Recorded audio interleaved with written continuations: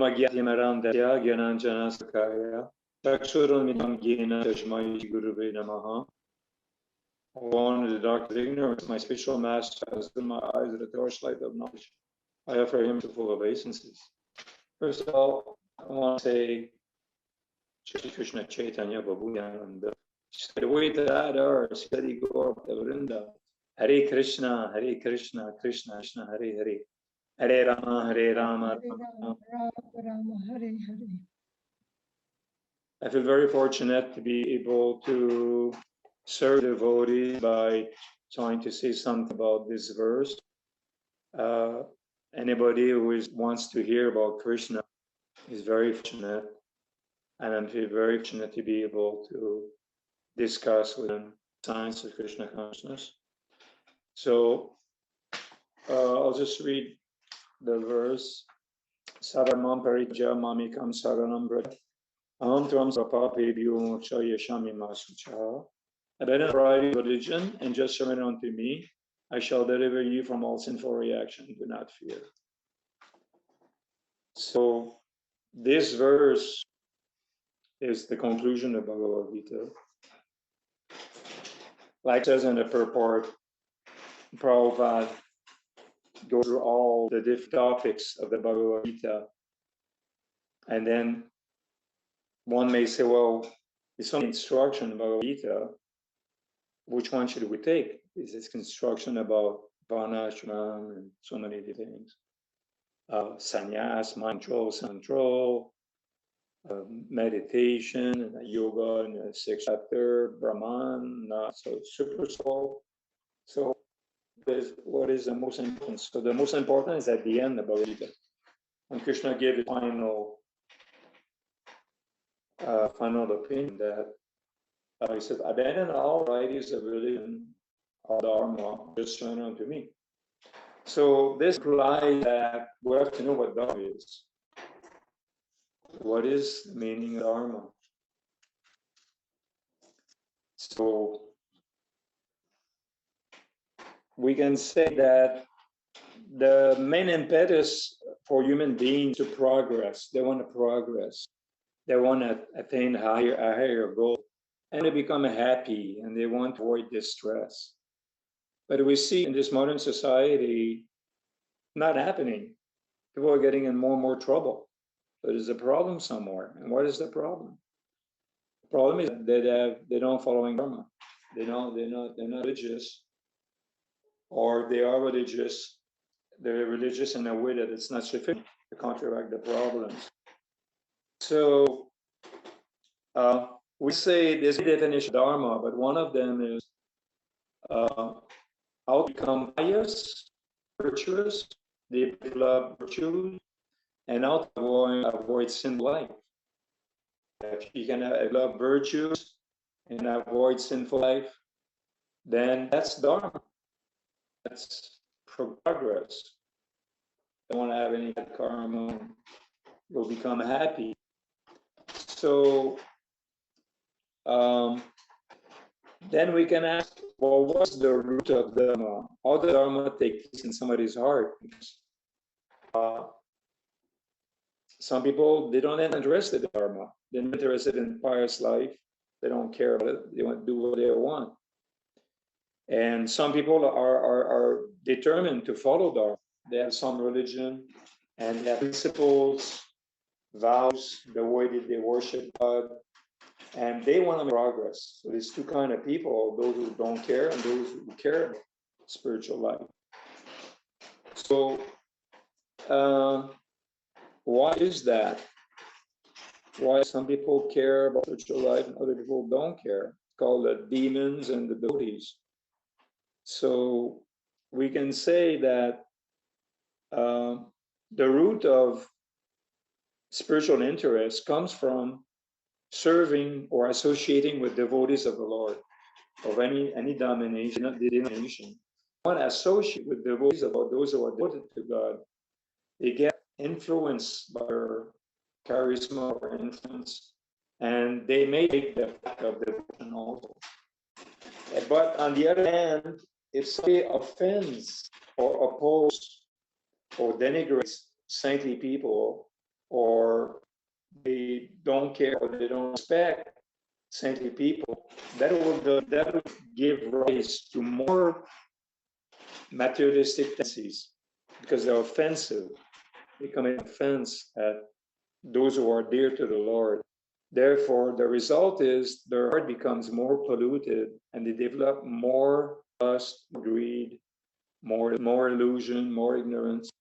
So, therefore, we can say that the origin of bhakti is service to devotees, appreciating devotees, respecting devotees, helping devotees in a way. That is one consideration. Now, I was reading a verse in the Bhagavatam explaining how we can root Dharma in our heart, how we can establish in our heart firm determination to be pious and avoid sinful life. And it's a verse from the 11th canto of Bhagavatam, text number 7. Dharma mulam hi Bhagavan sarva vedaya hari smritam cha tad vidam rajan yenat chatma prasideti. The Supreme Being, the personality of Godhead, is the essence of all Vedic knowledge, the root of all religious principles, and the memory of great authorities. O King Yudhishthir, this principle of religion is to be understood as evidence. On the basis of this religious principle, everything is satisfied, including one's mind, soul, and even one's body. So this verse was analyzed by Bhakti Goswami in a seminar on the structure of the Bhagavatam. I was listening to it. So I noted a few things he said. So there's the opinion about the root of Dharma, or Dharma religion can be established in a different version. One version is from a saintly person called Yajnavalkya Muni. He said that if people perform Dharma, pious life, it makes them happy. They become happy. People around them become happy because they're pure, they're purified, they develop saintly qualities. People like them. So there is a general sense of happiness. And that sense of happiness makes them want to desire more Dharma, more progress, so they can become more happy. Now, there's another version, Manu Samhita. Manu said, no, it's not the right way to become happy, to become a fixed in Dharma, because even if you're happy, the most nature are there. One day you're going to come in sinful life. You may commit a sin and you'll become very unhappy again. So it's not sufficient just to experience happiness by being virtuous, because in this world there's a sinful influence. And although we're trying hard to be free, we can become influenced and inadvertently commit a sinful life and fall from the spiritual path and become very unhappy. So this thing about happiness is not, it's okay, but it's not the best. So Manu said, actually wants to believe in the scriptures firmly. Somebody believes in the scriptures firmly, the scripture will tell him what to do, what not to do, what to accept, what to refuse. He'll receive some guideline how to live his life in a more authoritative way, in a more dependent way, if we can say, more clear way. And by this develop this knowledge, one will be more firmly established. One will be fixed up by hearing continuously the scriptures, the Vedas. Because the Vedas, they tell you how to execute devotional service properly. And if you don't follow the guideline of the Vedas while you do devotional service, you're going to make mistakes in devotional service. And we saw in our movement, in the beginning of our movement, although people read Bhagavad-Gita, they were rehearing classes, and they were guided, they make a lot of big mistakes. Like, for example, at one point in the United States, as our movement started in the United States, devotees started to think and do anything they wanted, doing it for Krishna. So they started to print legally different items from Walt Disney, like Mickey Mouse, stickers, and whatever, Goofy. And it was selling these stickers with money was a copyright infringement. They thought they were above that, but they got pursued in court. Some of them went to jail for that. And also they thought that we can distribute books using any means we can. We can distribute Bhagavad-Gita and Srimad Bhagavatam on this week. Any means is correct. So they were like think people or telling them something else, trying to get more money than they're supposed to get. And it's like lying to people, being a little bit aggressive, if not out of aggression. So what happened is, all these things are happening, the people in general, the non-devotees, decided to become apprehensive of the Hare movement. And in many countries, Japan and France, they shut down the whole movement because the devotees were expecting how to execute devotional service. So you can't do that. You have to execute devotional service in the line of the scriptures, what the scriptures say. The scripture says that you have to disobey the law of the holistic world. You can't follow the law. You can't offend people, you can't lie, you can't do any of these things. And if you think you do that, you don't understand. You're speculating to execute devotional service. So, in other words, to study the Vedas and to follow the Vedas is more advanced way to establish pious life in our heart, establish Dharma in our heart. But then Narada Muni has another conception, because Narada Muni is a pure devotee incarnation of the potency of Lord. So it's another version of an candle. He said, no, he said, being that this is okay, it's not the ultimate way you're gonna establish Krishna, pious life in your heart. The way pious life is firmly established in your heart by having the desire to please Bhagavan Krishna. If you have the desire to please Krishna, Bhagavan, from that point on, devotional service and pious life will be established in your heart. Krishna himself is the root of religion. He's the root of everything, including religion. So because we're like part and parcel of Krishna, because in our heart, like in our pure state, we're eternal servant of Krishna. If we go to the root of religion, who is Krishna himself? And we develop knowledge of Krishna. We hear about Krishna's glories and Krishna's activities, Krishna's qualities in nature. The more we hear about that, the more our desire to be pious and avoid sinful life we fit in our heart.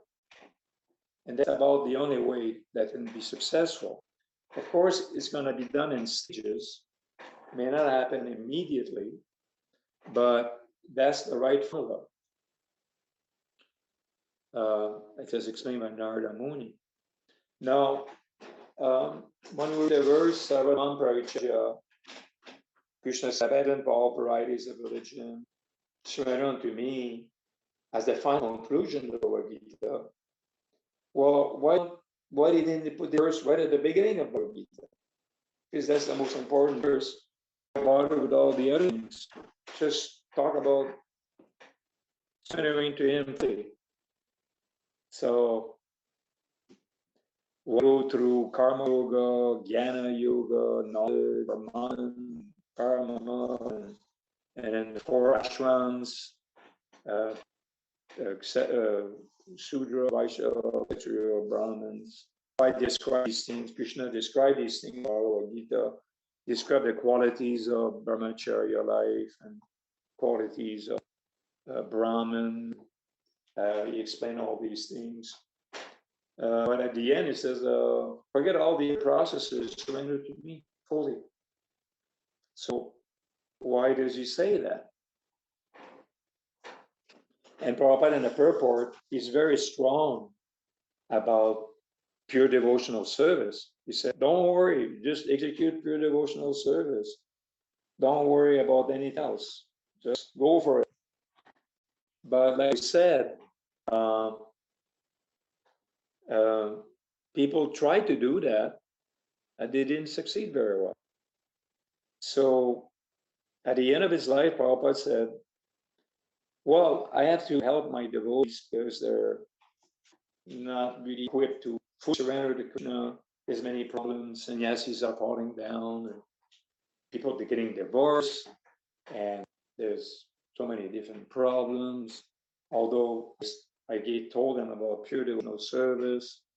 So he concluded that because they have material desires, it's not easy for them to execute pure devotional service. So therefore, he said, I should try to establish Vanishing Dharma communities to help them. So Vanishing Dharma is kind of like a way to go about gradually instead of like completely surrendering fully without consideration. Vanishing Dharma take into consideration your material situation, where you are situated as a devotee in your heart, how much devotion you have, how much devotion you don't have, and how much other material desire you have, and what to do with them. So basically,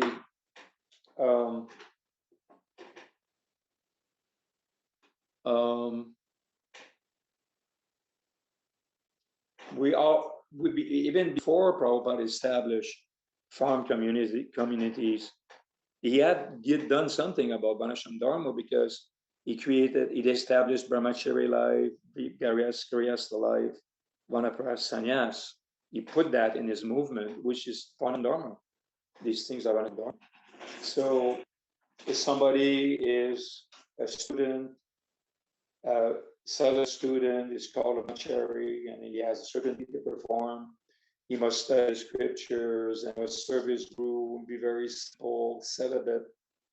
And then if he wants to get married and he goes to the next part of ashram, which is Kriya life, he can get married and he regulate his senses.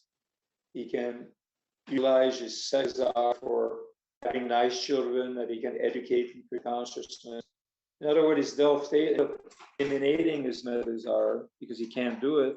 He's just dovetailing them with Krishna's mission. And that's what Prabhupada meant.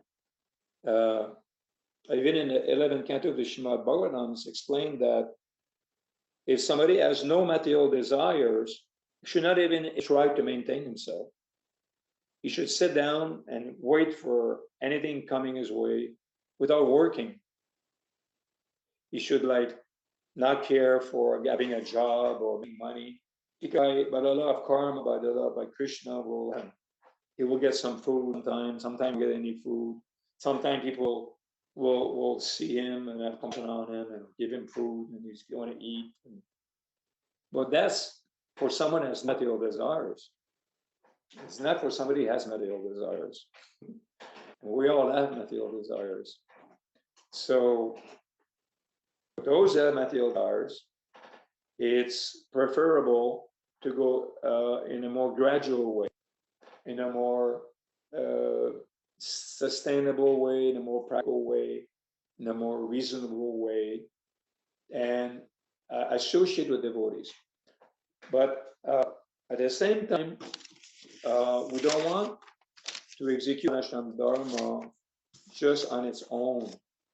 The Vanishing Dharma, the Brahmacharya, Grihastha, Sannyas, and the fourth order of soul life, they are not meant to be executed for the sake of executing them. They must be a Vanishing society or community must be powered by devotion. Bhakti must be there. Because Bhakti, devotional service to Krishna, like we says, is the root of religion. It's what we're meant to do. It's nature to devote ourselves wholeheartedly to Krishna. Because there's things coming in the way, different low qualities. Like, for example, in the other ages of humanity before Kali Yuga, the age of iron, there was other processes of executing devotional service. One of them was meditation. So the yogi would go to the jungle, He would sit on an elevated seat, deer skin, and he would stand erect, and he would start to breathe in a certain way and do some asanas, and then he would meditate. And then at the end, when his heart was completely cleansed, he could have a vision of Krishna. He could see Vishnu, Krishna within his heart, and develop love of Godhead like that. But on his way there, there's obstacle like lust, greed, anger, pride, illusion, envy, madness, so many different creative quality. They covered the vision, like shades, and we can't see ourselves and we can't see the Lord. So these things are eliminated. As soon as they're eliminated, and we recuperate original position as a pure spirit soul, then we can see the Lord face to face. We can have activities with Him. We can live on His own planet, but not before that. He's not going to reveal Himself before that. So therefore, to get there, we must treat these different problems. Treat them like an hospital. People go to the hospital, they have a disease, and the expert, physician knows how to treat them. So he prescribes things, and by following the doctor's diet recommendation, he gets cured of his disease. So therefore, because as a human being, we not only have spiritual needs, we have many different needs. We have economical needs, we have social needs, we have psychological needs, emotional needs, physical needs. We have different kind of needs. And unless, if we're not a pure devotee and we cannot transcend all these needs, we have to address them. We cannot repress them, do away with them, forget them. They're going to come back stronger. So there's a scientific process to address all our needs. Consciousness is practical. It's not like fanaticism with no science behind it.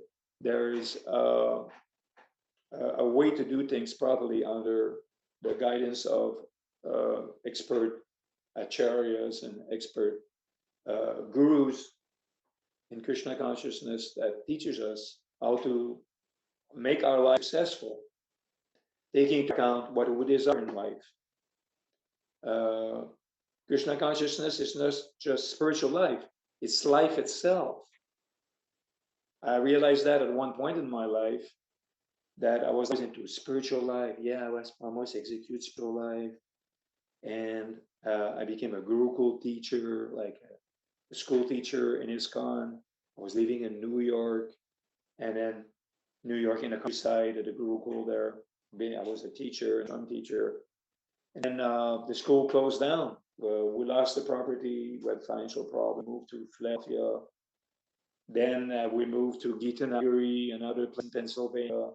And we were there for a couple of years, and there was some problem there. So the school moved to Florida, Alachua, near Gainesville, Florida. And then finally the school disappeared. There was too many problems. And at that moment, I was like fully dedicating myself to ISKCON, International Society for Krishna Consciousness, expecting that they would maintain me. I was a Gurukul teacher. Then they're doing nice service. They would maintain me. But I ended up in the wrong place. I was living in a single wide trailer, sharing it with other people on the other side, sharing the same bedroom. And I had 3 kids and a wife. I was living in a room 10 by 10. So much for all my service, all my effort, that's all I got in the end. So I had a rude awakening, and spiritual life all of a sudden became life. What about my life? Okay, about spiritual life, but my life is a mess. My material life is a mess. There's something wrong there. I'm not doing this properly. And it was like a hard awakening. And I finally was forced to understand that I had material desires, and my wife also, and we had needs that our society could not fulfill. So I have to take care of these things myself. So I went back to Montreal, we rented an apartment, And I was collecting money on the street, like we usually do, give the money to ISKCON. I decided to keep the money for myself. So, because now we're like so destitute, desperate that, well, forget about ISKCON. Let me help myself. Then maybe later I can help ISKCON. That's what I did. We collected money, we bought land in Sharanagati, and then we built a house, and we moved here. And as soon as we moved here and we were taking care of our own finances, not depending on, I'm not blaming ISKCON. ISKCON doesn't have to maintain me, because ISKCON, International Society for Krishna Consciousness, is still in the pioneering stage. So I cannot blame anybody, but I have to be creative and try to figure out a way to solve my own problem. So Sharanagati was a nice way. I came here with my dua, the Festival of India that travels all over North America, setting up Ratha Festival. He came here in 1989. So then for the first time I saw Sharanagati, well, it's a nice place. Well, if I build a house here, I won't have to pay rent anymore. And I'll be able to be with devotees. So that was my goal. I realized that was a move to make.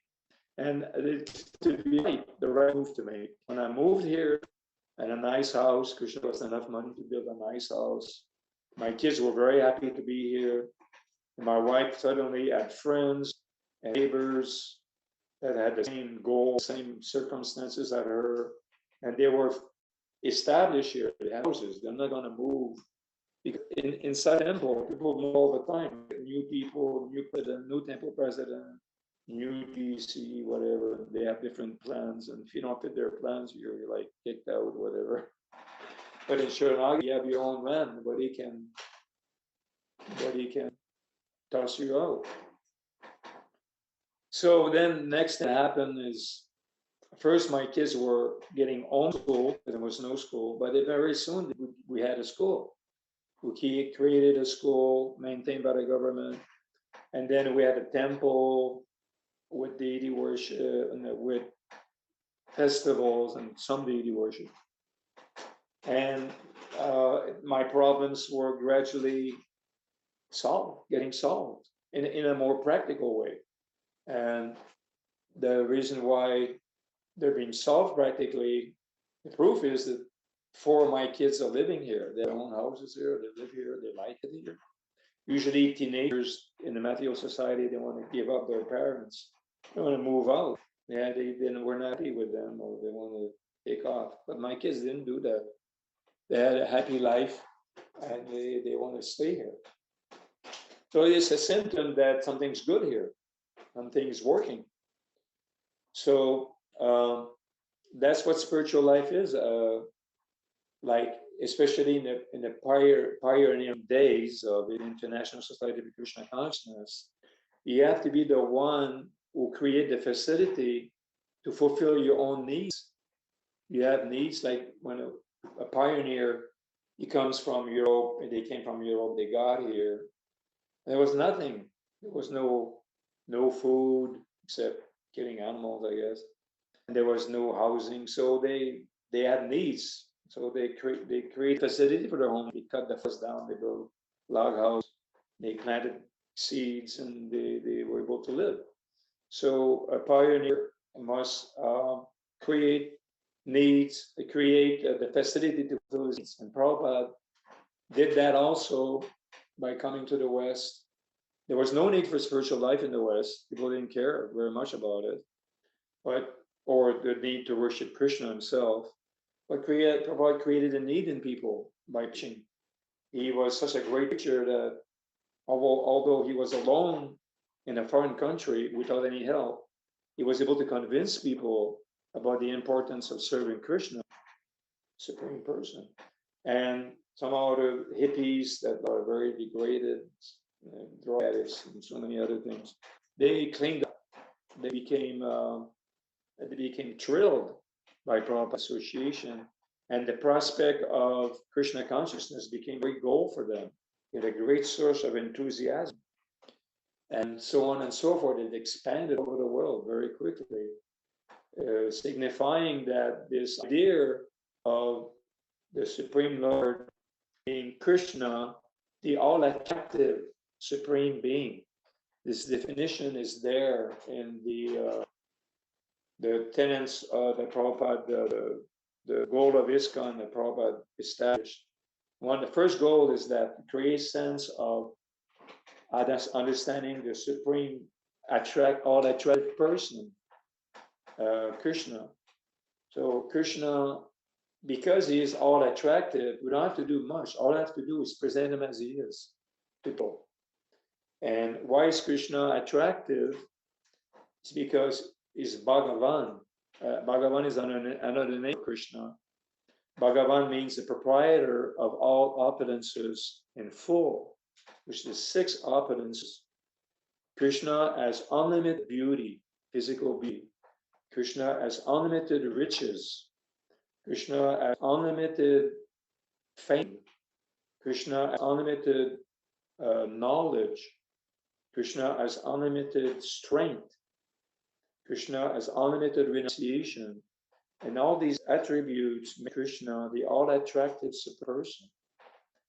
And not understanding this knowledge through an impetus to, like we read, what is the impetus for being pious and avoiding sinful life?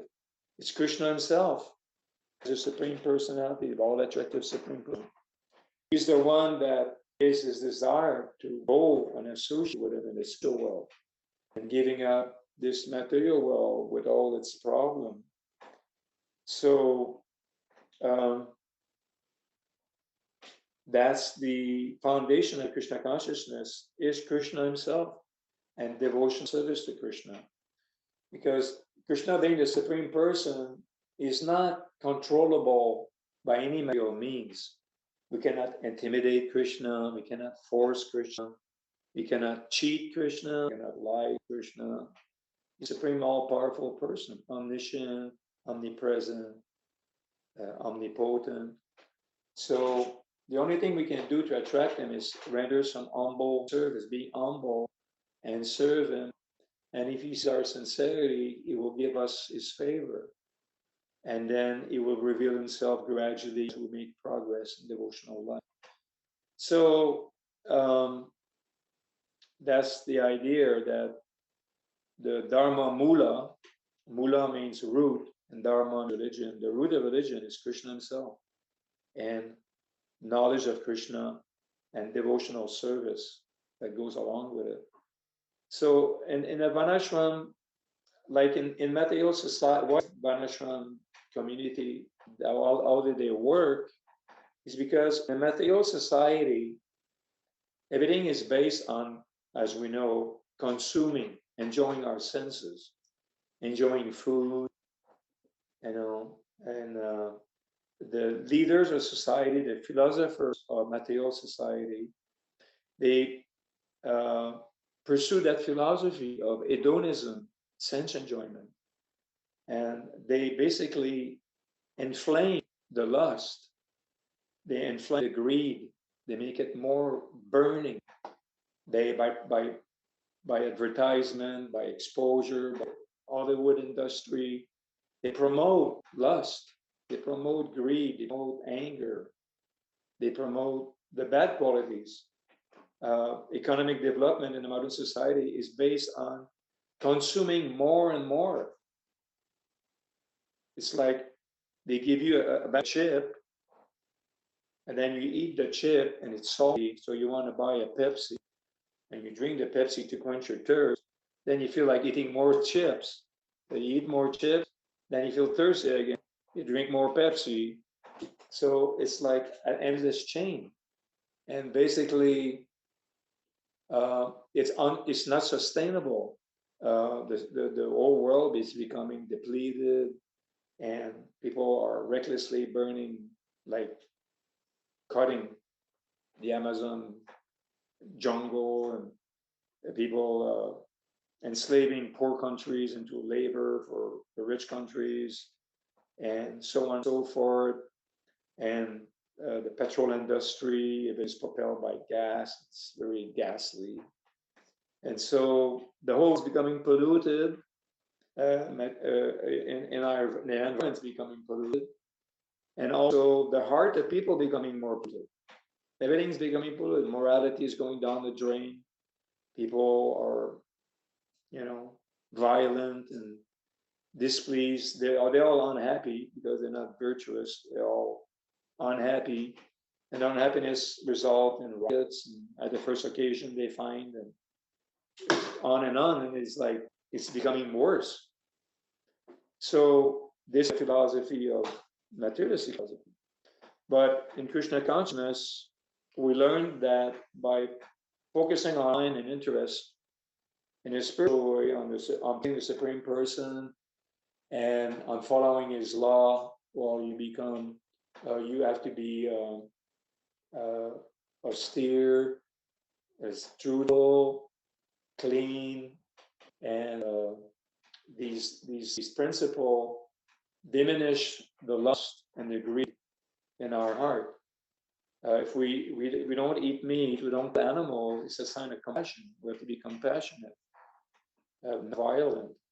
If we don't kill animals and we don't eat their flesh also, we become less violent, become relieved of a lot of anxieties.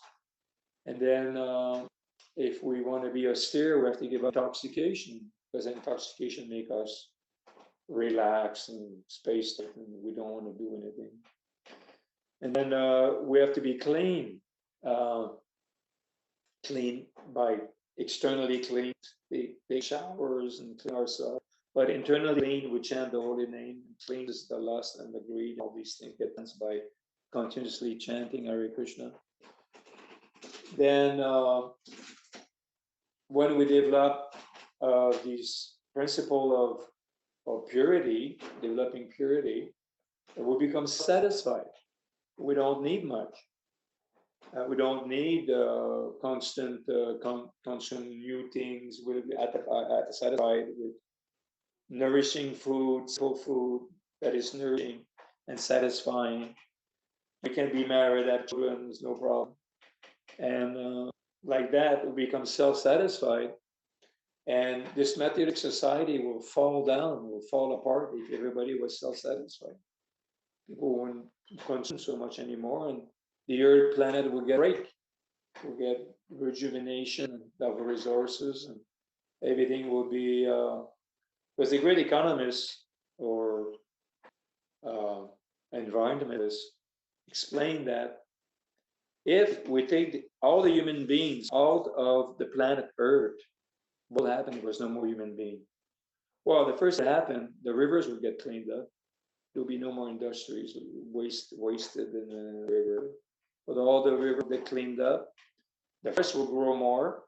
So the ozone layer will get fixed. No more global warming because there will be no more pollution, no more petrol in the air, and then the animals the endangered species will reproduce because they won't get killed anymore, or their habitat won't be destroyed by the exploitation of forests. On and on, the earth will become a paradise because the human beings are the one creating all the problems. Otherwise, there wouldn't be any problem. So it's the human beings' condition of pollution of the heart, pollution of their mind, and that has to be treated. That's the spiritual science will do that. And so the propagation of spiritual science is a great, wonderful mission to take on. It's like people are looking for something to do, something interesting. Well, tell people of Krishna consciousness. That's very, it really influences people in a good way, and it will end everything. So, and then we'll be rewarded. In the end, Krishna will be happy with us. We'll take our going back to God. Take off. An airplane will land in our yard, and the Vishnu Dutta will come and pick us up. Okay, so should we leave time for some comment or questions?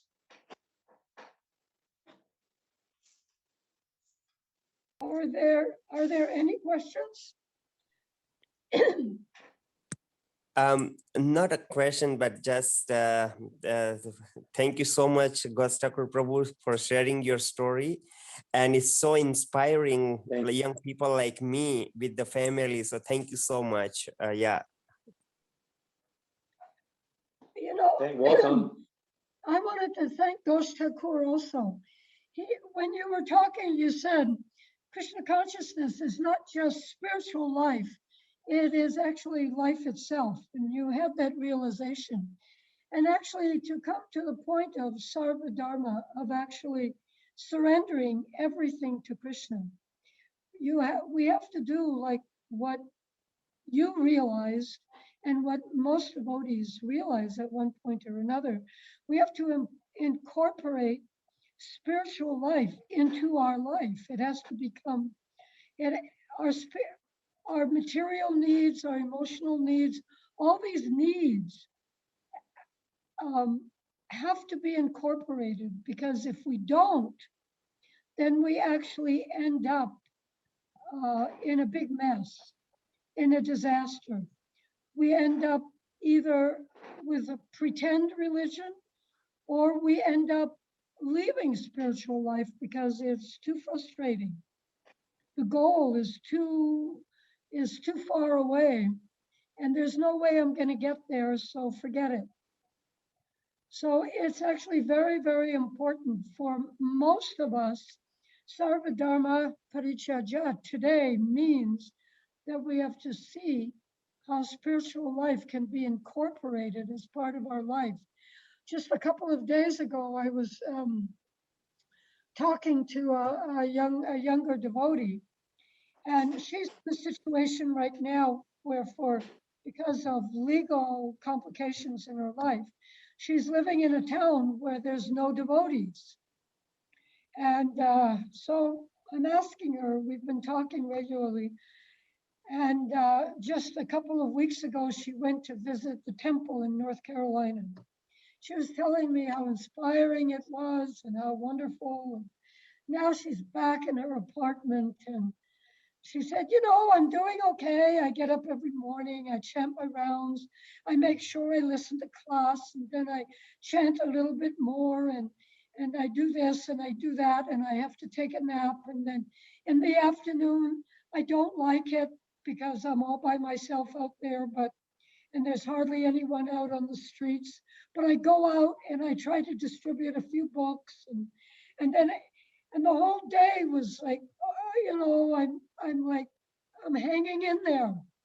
And finally I said to her, I said, oh, are you having any fun? She said, no. She said, I'm just struggling through my day.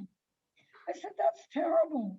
She said, but what can I do? She said, my neighbors are all meat eaters, and it's just a very difficult situation. And I said, well, you know, you told me a little while ago that the temple in North Carolina, they offered to you that you could come and live with them as soon as your legal situation gets a little bit easier. I said, can you do that? She said, yes. He said, actually, you know what? In about 2 weeks, I have to stay in the States, but I'm going to be able to do something like that. I'm going to do that. And she became immediately inspired. So that's why Srila Prabhupada formed the International Society for Krishna Consciousness, so that we could inspire each other, because we're not on that level of totally surrendering everything to Krishna. We're not like Haridas Thakur, who can sit in one place and chant for hours and hours. We're not like, I think it was Jagannath Das Babaji, it was Jagannath Das Babaji, who sat behind the stool house to chant so that he would be away from everybody. We need a social life. We need an environment which is conducive to us coming to the point of actually surrendering everything to Krishna. So your life is a very good example of that, Ghosh-Thakur. You really did that. Thank you, thank you. And I know Srila Prabhupada would be very pleased. because you Well, I didn't hope just, well, you know, you didn't just sit back and say, okay, make me Krishna conscious. You realize that for you to become Krishna conscious in your family, you had to take action. You had to do the necessary, and you did it. And that's Krishna consciousness, very simply. Yeah. Yeah, Krishna in our heart as the super soul. And we get intuition on what to do. And we're wondering, is the right thing? Usually it is the right thing. We realize it later that it was a decision because it was Krishna give us the impulse within our heart. We chant Hare Krishna, really couple more of that. Because we connect to Krishna by chanting. Krishna is identical with his name, so we chant. He wants to care of us and inspire with our heart. Can you do this? Now do that. Now to do this. To do that. And we'll be all right. When we make a few mistakes here or there, we can back on track, you know, and go on. Are there any more questions or comments?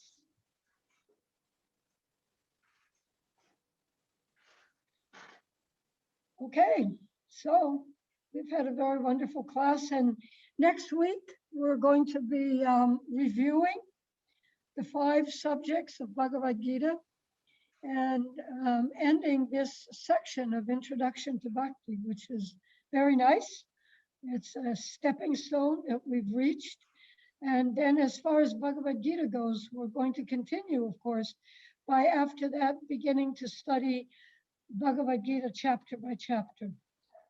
Great. So I look forward to next week and to continuing. Thank you so much. Yeah. Thank you, Krishna, Bhagavad. Thank you. Thank you for your association, everybody. Hare None of this Krishna. would have any meaning if you weren't here. Hare Krishna. Thank you. Hare Krishna, thank you. Hare Bol. Hare Krishna. Hare Bol Ramesh. Hare Bol Thank Raj. you. Hare Hare Bol Krishna. Sanjeev. Hare Krishna. Hare Madhu. Krishna. Hare Bol. Thank you, Hare Krishna. Hare Krishna.